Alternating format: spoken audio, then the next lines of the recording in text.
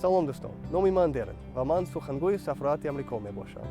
Ман хеле шодам, ки 7 сол пас аз сафари аввалинам ба ҳайси дипломатии Иёлоти Амрико боз ба Тоҷикистон баргаштам.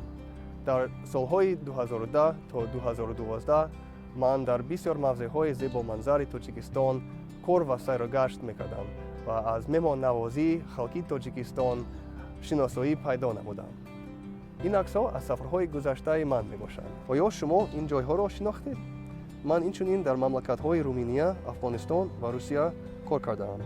ман дар зиёда аз 40 мамлакати дунё сайрогашт кардаам ва ба андешаи ман Тоҷикистон дорои зеботарин манзараҳои табиӣ мебошад.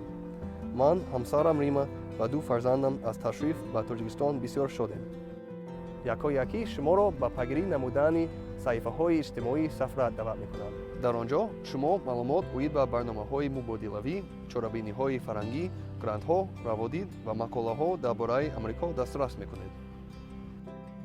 ман умедворам, ки шуморо дар яке аз 8 марказҳои амрикоӣ дар шаҳрҳои Душанбе, Хуҷанд, Кулоб, Хорух, Бохтар, Панҷакен, Ғарм ва Исфара вомехӯрам.